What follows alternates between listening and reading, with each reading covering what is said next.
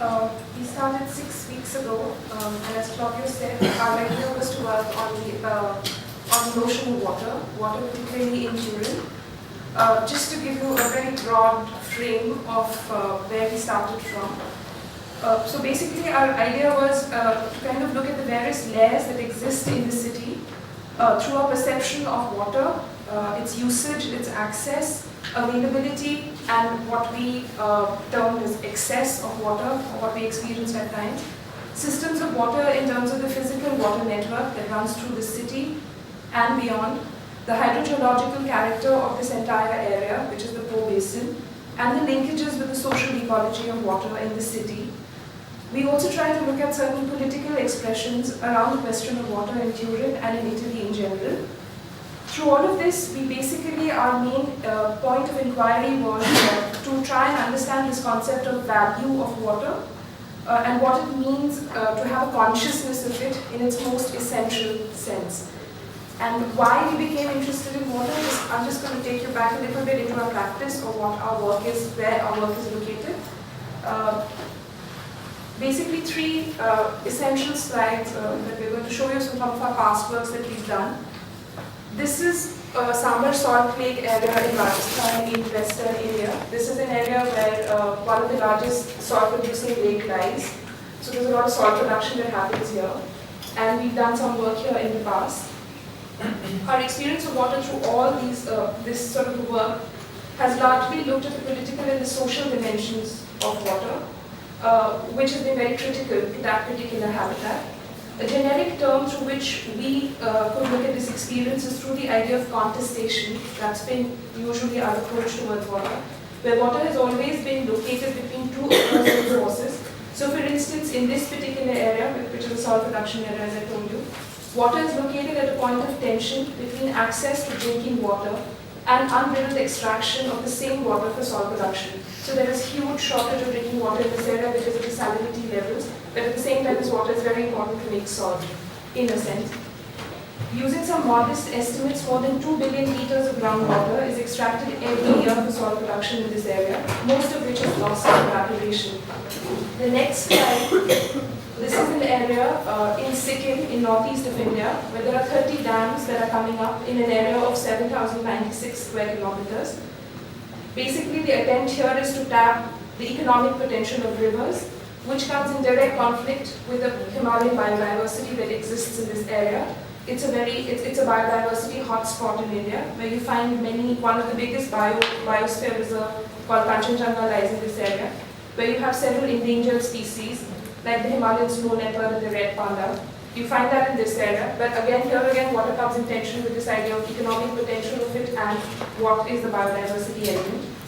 Our third work has been located in this place called TV, which we have spoken about earlier in our first presentation, where again, a lot of water has been converted off the river into hydroelectricity, basically to produce electricity through dams. On the one hand, this kind of a pressure on water has led to submergence or erasure of towns and areas around it. But on the other hand, ironically, this dam is today a symbol of national pride. It's a tourist spot. It's a place where people come and come to do sightseeing. The work that we have done basically in all these areas, whether through community engagements or other interventions, has revolved around looking at water through these particular attributes that it carries within itself. These works have made us think of how water, in our times, is seen as being something of value only when it is transformed into something else that has economic potential attached to it. In contrast to all of this scenario, our engagement with water during the space of this residency began from a very simple point: the open space at Parco that you see outside. To us, the space stood out as an island, a metaphor that Amit and I used often in our initial conversations with each other because of the contrast that the park has to offer vis-a-vis the rest of the city. Looking at the organic works in the park made us think about where all the water was coming from to nourish these structures. This seemingly simple question at the beginning of our residency became a very important starting point for us. As we briefly shared with you just now, our past works around water have tried to question its transformative nature when it comes in tension with something else. However, in the park, The structures reminded us of a very basic, fundamental value of this resource, its very essence, that of creating and nurturing life itself, in the way that it sustains all the works that you see outside in the park. This provided an impetus for us to begin thinking about water outside all these other structures through which we had looked at it, which were nodes of tension and conflict. These initial curiosities about how or where the park water is coming from led us to observe other forms of water that existed in Turin itself, whether physically or through our initial encounters with the city or the conversations we had with people. For instance, it was interesting that in initial conversations with people, we would ask them about where they or the city is getting its water from. How functional was the river to the city, because the river is so close, in terms of daily usage. And it was interesting for us to note that these questions of water were received with some element of surprise, almost as if we were asking a non-question. In a sense, it also made us feel that this was not particular to only Turin. It was also very reflective of our place in any city, where we actually don't really think about our water, including people like us who work on water, are aware of it in a certain way, but we don't really think about where water is coming from in Delhi. The other fact that stood out significantly for us at the beginning of our research was the fact that all the water that was coming from the supply system was safe, potable drinking water, irrespective of whether it was being used for domestic consumption, gardening, or toilets, etc. Our initial questions were around the absence of segregation of water for different kinds of usage, and what were the costs that were involved in making the water that runs in the city potable. Also, it was interesting to note that despite so much water being potable, there seemed to exist notions around it as well, that of safety, hygiene, what is good to drink, what is not good to drink. The Torettos, I don't know if you all have seen it, there are these bullheads which are all over Turin, which are basically these public water points. They became very important for us in our initial days. They're very commonplace in the city, and they have round-the-clock supply of potable water. A lot of the water actually just flows away. Many of them don't have a system of checking that water. So the Toretto became a way for us to start thinking about where is all this water flowing away, which is all potable. And of course, the geographical location of the city itself gives it a huge advantage, because it is located at a foothill. As we know, there are 4 rivers that run through the city. There is a confluence of 2 rivers in Turin itself, Po and Dora and Po and Stura. So basically, even in terms of its basic topography, the area seems to be rich in water. It was also interesting to note that despite this profusion of potable and natural water in the city, the use of bottled water was also quite significant. We felt that habits, consumption patterns, lifestyles tended to reflect a certain preference for bottled water over readily available potable water, which was often referred to as natural water.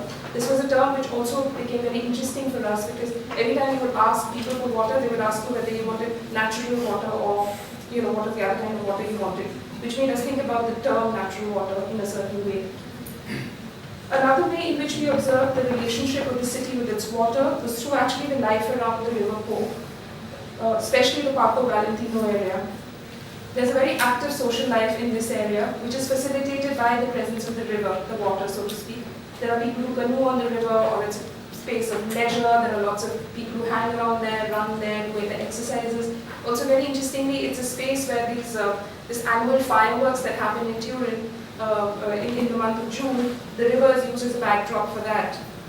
So in a sense, it was this kind of represented a very a way in which the river becomes very integral to the city, or to the life of the city, in a very everyday manner for us, and how important it is to the life of Turin.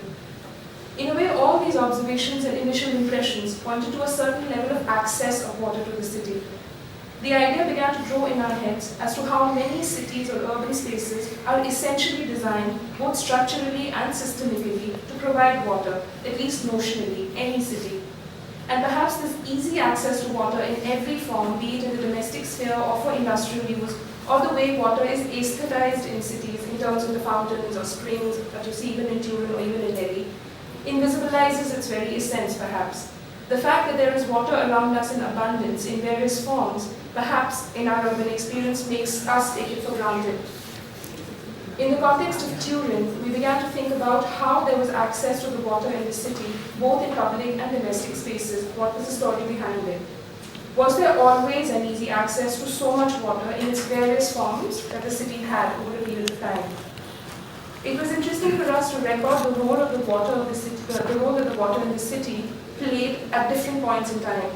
For instance, in the pre-industrial era, the areas around Corso Bramante, which is actually not very far from here, extending towards Vigotto, which is where the Fiat factory used to be, was called Nizza Millefonti. Millefonti meaning thousands of springs. One reading of this area attributes the presence of several mills that used to run on water. Another reading in the area says that basically the area got its name after a particular mill, which was called Millefonti. It may not be presumptuous to assume that the proximity of this area to Po River, it's not very far the river from here, would have resulted in the presence of many natural springs and healthy groundwater sources. And this was probably the reason why the area could have become an important site for industries, Fiat being a case in point. Ironically, in an interview with Piero Gelati here at PAO, he told us how SMAT is actually one of the, it's one of the companies which is runs an integrated water service system for Turin and the areas around it. And Piero told us how SMAT was initially set up to provide water for the industries, free of cost, as a gift to the industry. There seems to have been little intervention with the river when the industries were flourishing in the area.